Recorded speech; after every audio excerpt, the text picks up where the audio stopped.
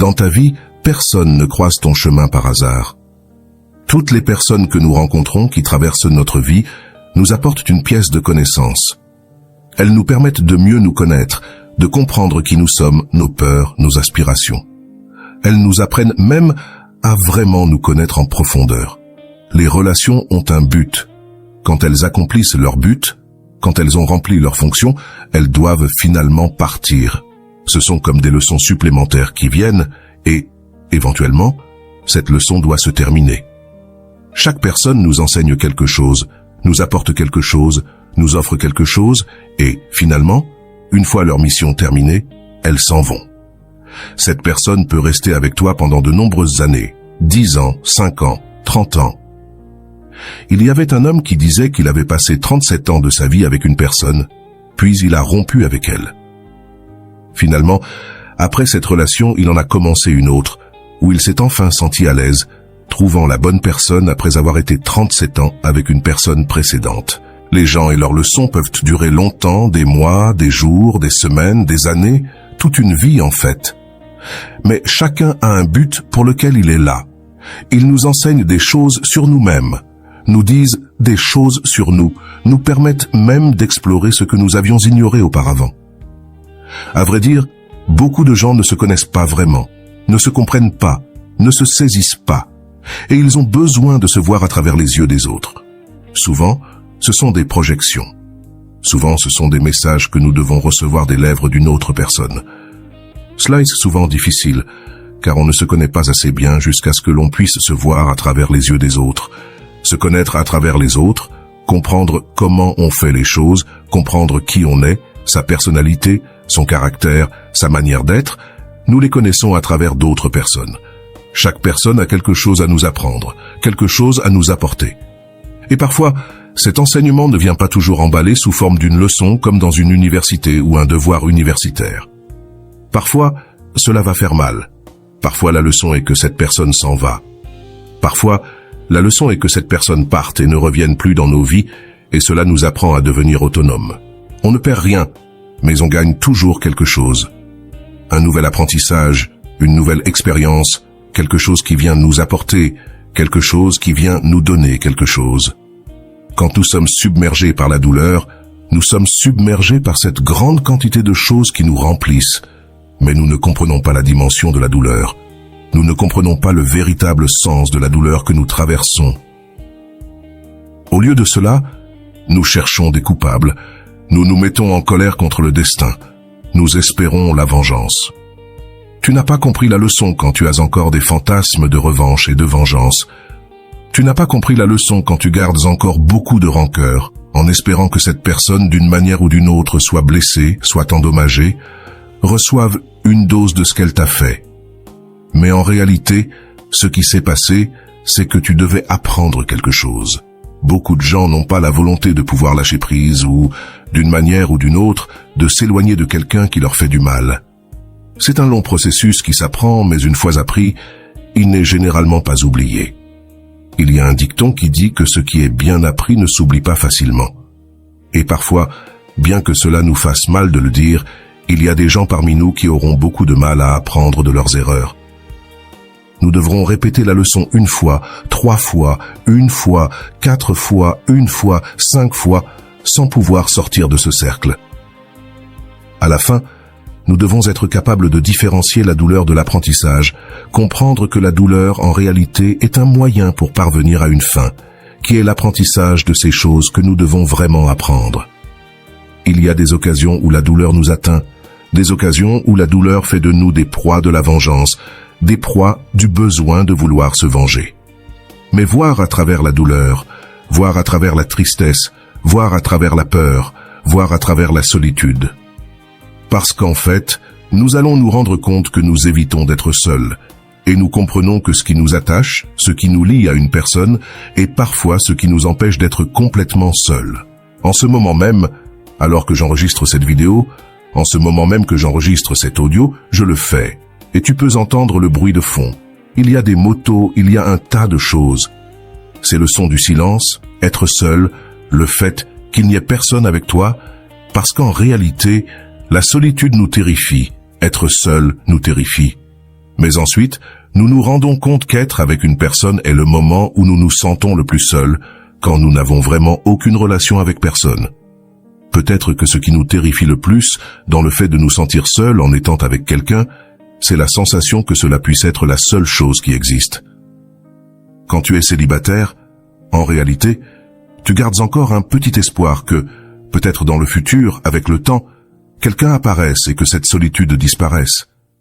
Mais quand tu es avec une personne qui te fait sentir seul et que tu sens qu'il n'y aura plus personne après elle, et ce qui est pire, tu sens qu'il ne peut y avoir personne d'autre, c'est là que ta morale est littéralement détruite et tu sens que la solitude est la seule chose qui existe. Et c'est là que tu te confrontes et que tu te rends compte que tu as effectivement eu peur de la solitude. Curieusement, quand tu es seul, sans partenaire, c'est alors que tu as vraiment l'opportunité de rencontrer quelqu'un de précieux. Quand tu es avec quelqu'un qui te fait sentir seul, tu sais alors que toute ta vie s'est résumée à cela, il n'y a rien d'autre. Comprendre cette peur, comprendre la peur que provoque le fait d'être seul, comprendre pourquoi cela te provoque tant de peur, tant de panique, c'est ce qui fait généralement qu'une personne qui t'a fait sentir seul et qui est partie, t'offre une leçon personnalisée sur toi-même. En réalité, beaucoup de thérapies, beaucoup de méthodes pour te comprendre sont disponibles sur le marché. Beaucoup de gourous essaient de te vendre des choses très étranges, des manifestations quantiques à une multitude de breuvages et de sorts. Mais, au final, ce qui va vraiment t'aider à comprendre tes circonstances, c'est de voir à travers la douleur, voir à travers la tragédie, car en fin de compte, tu peux utiliser toute cette expérience pour te forger, te former et comprendre ce qui s'est passé dans ton esprit, pour comprendre ce qui se passe en toi. Ou tu peux l'utiliser pour continuer à faire la même erreur. Que va-t-il se passer? Que va-t-il se produire quand un frère t'aura trahi, quand une personne, une amie t'aura trahi, quand un ami t'aura trahi, quand un compagnon t'aura trahi, quand un patron t'aura trahi, quand un pays entier t'aura trahi? Eh bien, tu vas porter ce ressentiment et le reproduire dans une autre relation. C'est curieux, mais nous traînons régulièrement des choses inachevées, des tâches non terminées. C'est comme s'il y avait une revanche. Tu finis avec Pierre, et tu vas avec Paul, et tu finis par te venger sur lui. Il y avait une femme qui s'en est rendue compte très tôt. Elle se rendait compte qu'il y avait des ressentiments non résolus, qui n'étaient pas résolus, mais qu'elle portait encore. Elle avait ce besoin de régler des comptes avec son nouveau partenaire. Elle le faisait, elle réglait des comptes. Si son partenaire laissait les toilettes découvertes, littéralement, elle faisait un discours enflammé à ce sujet. S'il arrivait en retard, il y avait aussi des reproches. S'il oubliait de promener les chiens, il y avait aussi une plainte et un long discours sur le soin des animaux. Bientôt, cette femme s'est rendue compte que toutes ces choses qu'elle déversait dans sa nouvelle relation, des demandes qu'elle avait à l'encontre de son ancien partenaire, demandes qu'elle n'avait jamais pu exprimer parce que son ancien partenaire ne l'écoutait jamais. Elle s'est vite rendue compte que cette nouvelle relation lui révélait des choses qu'elle n'avait pas résolues. Elle a donc ressenti le besoin de mettre fin à sa relation actuelle et de prendre du temps pour se comprendre, pour comprendre et libérer toutes ces énergies bloquées qu'elle traînait avec sa nouvelle partenaire, ses enfants, ses collaborateurs, ses collègues de travail. Finalement, elle n'avait d'autre intention que de continuer à évacuer des émotions non résolues.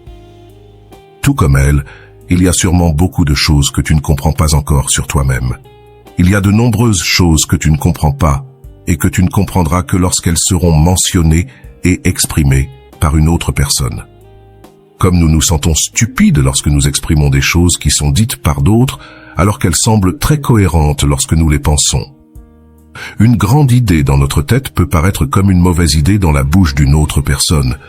C'est justement ce que l'expérience et l'interaction avec les autres nous permettent, de nous confronter et de nous écouter à travers les lèvres d'autrui, de nous projeter dans la vie des autres et de nous comprendre à travers eux. Il y avait une femme qui avait tendance à se projeter chaque fois qu'elle arrivait ou entrait dans la maison de quelqu'un. La première chose qu'elle remarquait était si les meubles étaient propres, si la vaisselle était lavée, si le sol était nettoyé et si les salles de bain sentèrent bon. Elle remarquait toujours les mêmes choses et avait toujours un commentaire à ce sujet. Rapidement, elle s'est rendue compte que toutes ces choses qu'elle cherchait chez les autres étaient en elle-même, mais qu'elle n'osait pas voir en elle-même. Jusqu'au jour où, littéralement, elle est entrée dans la maison d'une amie et a vu un cadre brisé avec le verre cassé. La photo dans le cadre était complètement déchirée et elle a voulu dire à son ami « Regarde, ce cadre est cassé ».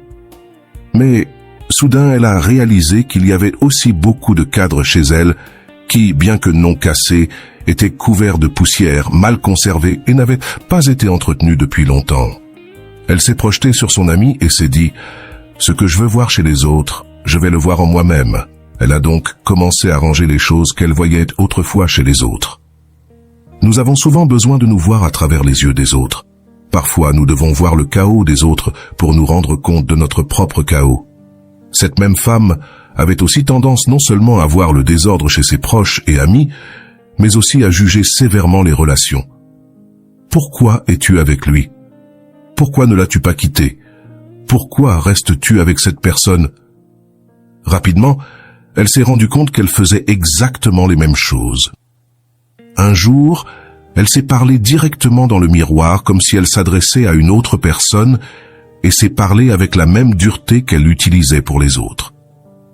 Se projeter dans les autres, se voir à travers les yeux des autres et même à travers les histoires d'autres personnes lui a permis de comprendre ce qui n'allait pas en elle.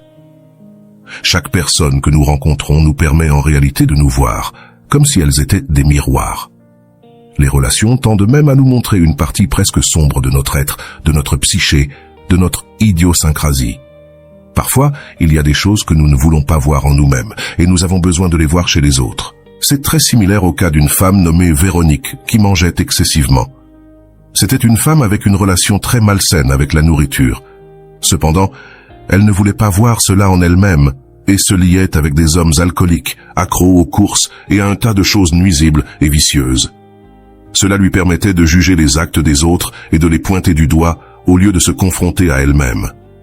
Quand elle disait « Ce type est obsédé par les courses, il ne me parle pas, ne me rend pas visite, nous ne sortons pas, il est uniquement préoccupé par cela ». Alors qu'elle mangeait des quantités énormes de nourriture, elle s'est rendue compte qu'elle déplaçait en réalité son besoin de confrontation. Il lui était plus facile de ventiler sa frustration sur les problèmes des autres et de penser que quelqu'un d'autre était plus enraciné dans son mal qu'elle-même. Cela lui permettait même d'atténuer et d'anesthésier sa propre douleur. Une fois qu'elle a corrigé son comportement et commencé à surmonter son addiction à l'alcool et aux courses, elle a remarqué qu'elle pouvait se projeter sur cette personne et surmonter ses propres traumatismes. Cela l'a amenée à recevoir d'autres types d'attention et à voir d'autres personnes surmonter leurs addictions, trouvant en elles un apprentissage. Les gens n'ont pas besoin que tu les admires, que tu les divinises ou que tu les mettes sur un piédestal. Beaucoup de ces personnes ont quelque chose d'intéressant à t'apporter et, au final, elles t'offriront quelque chose qui t'aidera, quelque chose qui te permettra de te projeter sur elles et de voir comment leur réussite ou leurs défis peuvent te guider. Ils ont parcouru un chemin et te montrent comment ils ont réussi. Ils ont parcouru un sentier et tu as un exemple de comment ils ont atteint le sommet de la montagne. Donc, si tu te refermes, si tu deviens hermétique aux opportunités, tu risques de perdre de grandes leçons. Je ne te suggère pas de poursuivre le premier inconnu qui se présente à toi, mais plutôt de te donner la liberté d'apprendre des autres. J'aimerais que tu écrives dans les commentaires la phrase « Je souhaite apprendre des autres ». Cela reflète une ouverture, une leçon de vie. Quelque chose qui te permettra de comprendre que les gens ont un but et qu'ils te l'enseigneront. Ils ont quelque chose à te montrer, et tu apprendras. Donne-toi la liberté, la chance d'apprendre, non pas de chercher la vengeance, le ressentiment ou la revanche, mais de réellement apprendre de chaque chose. Nous perdrons de nombreuses choses dans nos vies à cause de l'orgueil, du ressentiment ou des représailles. Nous perdrons de grandes opportunités pour ces raisons. Alors, rappelle-toi, apprendre est la base pour surmonter la douleur. Comprendre que chaque expérience t'apporte quelque chose est la base pour saisir les choses. Je t'encourage à écrire cette phrase dans les commentaires que je viens de te donner. Prends conscience que c'est un processus qui permet à ton esprit de s'entraîner pour capter tout ce que l'univers, Dieu ou qui que ce soit veut t'enseigner. Il y a un grand apprentissage, quelque chose qui t'attend. Tu dois simplement vider tes mains, attendre ce qui est bon pour toi et le recevoir avec enthousiasme et foi, te donnant l'opportunité de comprendre que cela est là pour t'enseigner quelque chose d'important. Si ce style de vidéo te plaît, fais-le moi savoir dans les commentaires, partage et abonne-toi à cette chaîne. On se voit une autre fois.